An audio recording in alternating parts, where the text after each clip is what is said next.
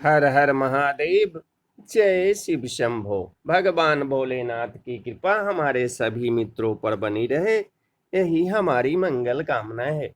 भगवान भोलेनाथ की महिमा अपरंपार है।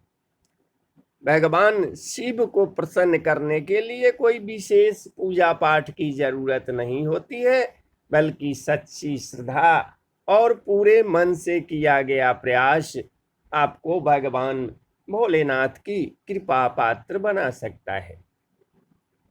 यही कारण है कि अपने भक्तों के लिए महाकाल ने काल तक को भस्म कर दिया था। आज ऐसे ही एक कथा आपको सुनाते हैं।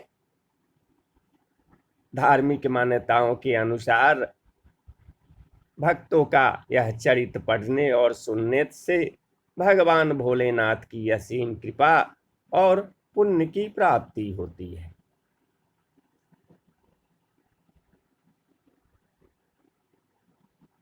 भगवान की एक कथा श्री भोलेनाथ के पुत्र कार्तिकेय जी ने संतों को सुनाई थी। राजा श्वेत केतु, जो कि भोलेनाथ के परम भक्त थे, उन्होंने काल को भी जीत लिया था। राजा श्वेत केतु सदाचारी, सत्यवादी, धर्म के मार्ग पर चलने वाले शूरवीर और प्रजापालक थे। वे बहुत निष्ठा और प्रेम से प्रजा का पालन करते थे और साथ साथ भगवान शिव की भक्ति करते थे। इनकी भक्ति से महाकाल अत्यंत प्रसन्न थे। भगवान भोलेनाथ की कृपा से श्वेत केतु के राज्य के लोग दुख, दरिद्रता, अकाल मृत्यु और महामारी से अछूते थे। एक दिन जब राजा श्वेत केतु का जीवन समाप्त होने का को था, तो वह भगवान भोलेनाथ की आराधना में लीन थे। तब चित्रगुप्त ने यमराज से कहा कि राजा श्वेत केतु की आयु अब पूरी हो चुकी है, अब उनके प्राण हरने का समय है। तब यमराज ने अपने दूतों को आज्ञा दी कि वे जाए और श्वेत केतु के प्राण हर लाए। यमदूत राजा श्वेत केतु के पास पहुंचे तो राजा श्वेत केतु भगवान भोलेनाथ के मंदिर में थे। दूत बाहर ही खड़े हो गए। श्वेत केतु गहरे ध्यान में थे। बहुत देर हो गई, न श्वेत केतु का ध्यान टूटा और न यह दूत हिले। दूत बिना अपना काम किए खड़े रहे। जब वे वापस नहीं पहुंचे तो यमराज ने विलंब होते देखा तो काल दंड संभाला और खुद चल पड़े। दूतों के आने में देरी होने के चलते यमराज स्वयं ही राजा श्वेत केतु के प्राण हरने पहुंचे, लेकिन वहां उन्होंने देखा कि राजा श्वेत केतु तो महादेव की साधना में लीन है। अब तो यमराज सोच में पड़ गए कि इनके प्राण कैसे हरे। उन्होंने सोचा कि यह अभी पूरी तरह शिव पूजा में डूबा है। इस स्थिति में शिव पूजा का उल्लंघन नहीं किया जा सकता। तब यमराज भी बाहर ही खड़े हो गए। उधर जैसे ही काल को इसकी सूचना मिली तो उन्होंने तलवार निकाली और शिव मंदिर में जा घुसे। काल ने देखा कि राजा श्वेत केतु अभी भी भगवान शिव के लिंग स्वरूप के सामने बैठे ध्यान मग्न है।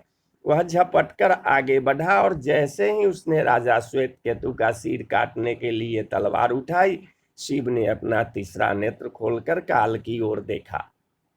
भोलेनाथ का तीसरा नेत्र खुलते हुए ही काल वही राजा श्वेत केतु के सामने जलकर भस्म हो गया। थोड़ी देर बाद जब राजा श्वेत केतु का ध्यान टूटा, उन्होंने अपनी आंखें खोली तो राख में बदल चुके काल को देखा। उन्हें चिंता हुई कि यह कौन है और क्या है। श्वेत केतु ने भगवान शिव से पूछा कि ये भोलेनाथ है, किसकी राख है और इसे किसने और क्यों जलाया। तब भोलेनाथ ने बताया कि यह काल था, जो कि तुम्हारे प्राण हरने आया था। राजा श्वेत केतु ने कहा कि हे महाकाल, यह तो आपकी ही आज्ञा से तीनों लोक में विचरता है और लोक को नियंत्रण में रखता है। इसी के भय से तो लोग पुण्य कार्य करते हैं। आप इन्हें अति शीघ्र जीवन दान दे दें। शिव जी की कृपा से काल जी उठा और उसने उठते ही श्वेत केतु को अपने गले से लगाकर बोला, राजा, तुम जैसा तो तीनों लोकों में कोई नहीं है। तुमने तो अजय काल को भी जीत लिया।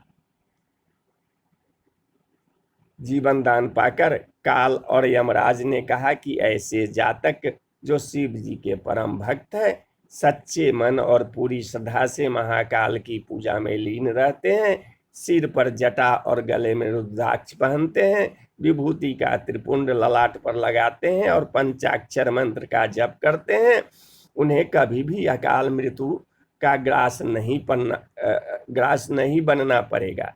कथा के अनुसार इस आशीर्वाद के बाद श्वेत केतु ने लंबे समय तक राज किया और फिर महाकाल की कृपा पाकर उनमें ही विलीन हो गए।